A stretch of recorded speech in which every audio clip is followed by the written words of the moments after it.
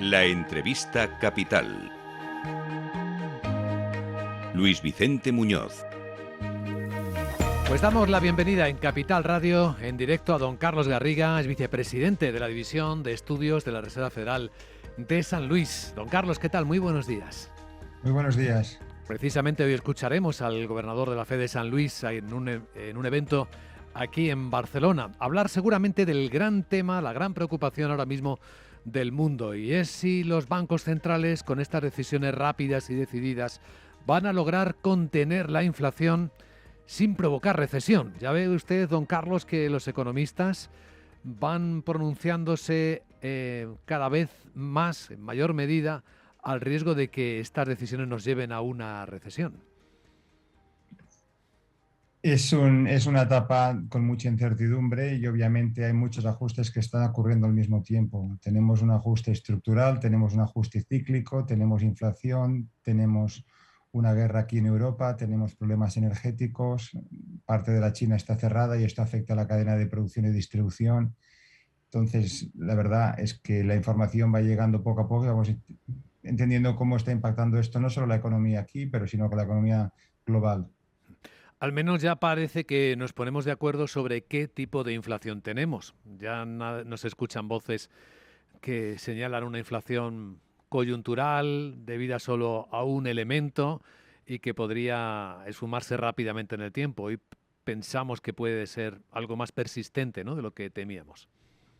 Bueno, si uno mira desde el punto de vista histórico, la inflación siempre ha sido más alta que lo que hemos visto en los últimos 10-15 años. No hay que ir muy atrás. En Estados Unidos, a final de los 90, a principio del 2000, teníamos una inflación cercana al 3,5-4% y las tasas de interés estaban mucho más altas. Era una etapa de mucho crecimiento económico. Hoy en día parece que con tasas de interés que no sean a cero la economía no pueda crecer, pero históricamente la economía está funcionando con tasas de interés más altas e inflación más altas. Obviamente, hoy en día están excesivamente altas y los bancos centrales están actuando de forma agresiva, no solo la Reserva Federal, sino que estamos viendo que otros bancos centrales también están haciendo parte de su trabajo.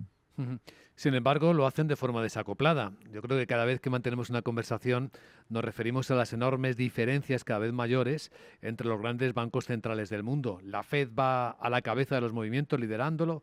El Banco Central Europeo parece ir después, pero fíjese que el Banco Central del Japón, el BOJ, decidió el viernes pasado mantener sin cambio su política monetaria, incluidos los estímulos masivos. Bueno, la coordinación entre bancos centrales siempre es complicada porque las realidades económicas en cada país son distintas y las fuentes de inflación, como comentabas, también son distintas. Aquí el factor energético es mucho más importante y vamos a ver cuánta volatilidad y cuánta persistencia tiene. En Estados Unidos hay otros componentes internos mucho más importantes. Últimamente está siendo el tema de los servicios y la vivienda, no tanto la energía, que aunque ha estado subiendo, no es uno de los principales factores preocupantes como gran país productor de energía. Entonces, cada banco central tiene que aplicar las medidas apropiadas. Obviamente, la Unión Europea es un poco más complicada y el Banco Central tiene que lidiar con otro tipo de restricciones, no solo económicas, sino políticas. La Reserva Federal, en este sentido, opera con un margen un poco distinto.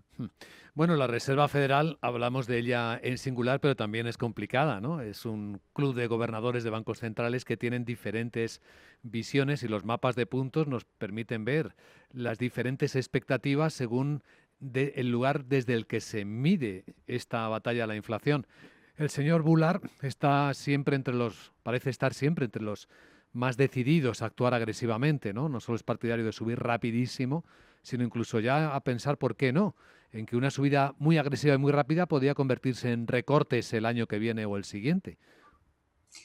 Bueno, si uno mira los famosos puntos de este año en relación con los del año pasado, ha habido realmente una alineación muy clara en los puntos de vista. El año pasado parte de la discusión, especialmente en verano y en otoño, fue cuán transitoria va a ser la inflación, y si uno mira los datos un poco revisados, lo que vemos es que empezó a despegar realmente a partir del verano al otoño. Entonces uno podía justificar un poco la dispersión de vistas, de puntos de vista.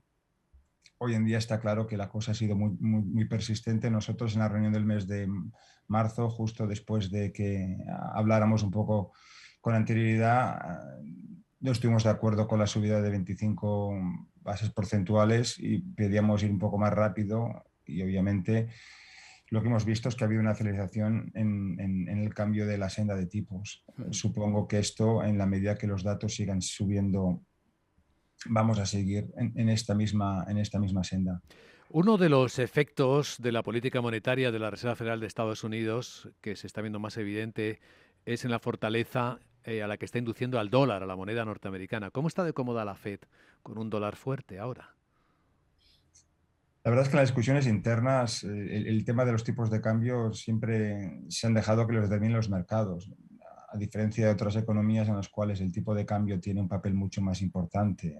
Mis colegas que están en el Banco Central en Australia o Nueva Zelanda tienen que tener políticas mucho más activas considerando el impacto que tiene el tipo de cambio. En el caso de los Estados Unidos es importante el sector exportador como el importador. Entonces realmente las decisiones de peso se toman obviamente teniendo en cuenta todos los factores, incluidos los globales, pero el sector exterior tiene un peso menos determinante en el tamaño de lo que sería la economía. Aunque es obvio, por ejemplo, que tenemos el caso del primer trimestre, donde tuvimos crecimiento negativo, parte de ello debido al sector exterior y parte de ello debido al sector inventarios.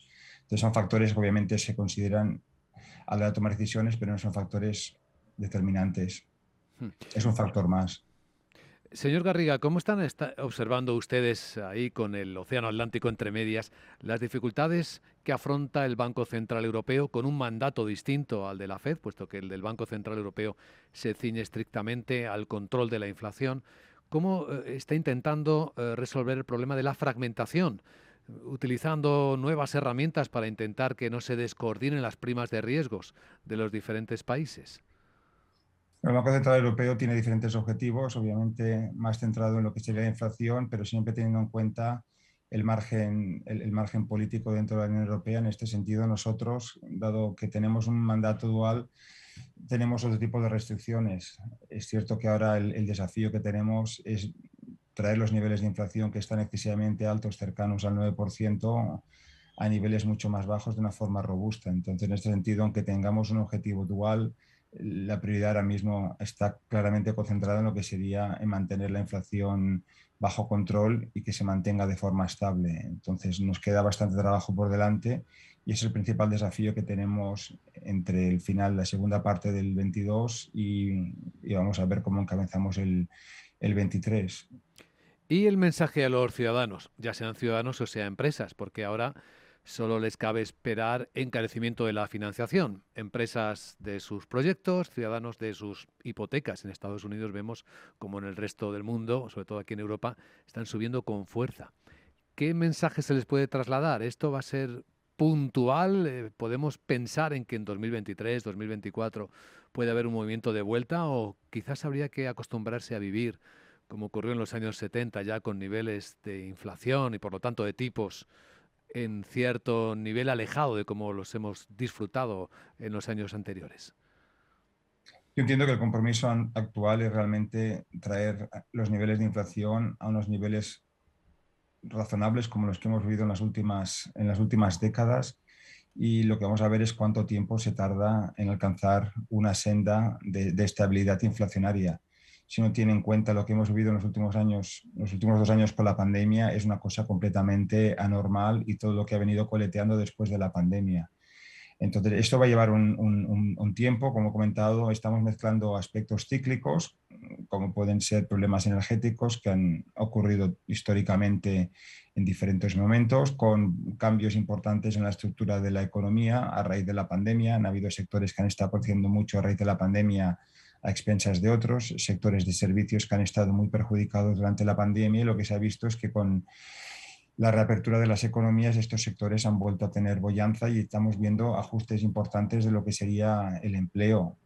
Ciertos sectores que tenían expectativas de crecimiento muy fuertes a raíz de la pandemia están viendo que no se están cumpliendo, y parte de esto explica los reajustes de los mercados. Entonces, es importante entender no solo a qué tasa está cayendo la inflación, sino a qué velocidad se están produciendo estos ajustes.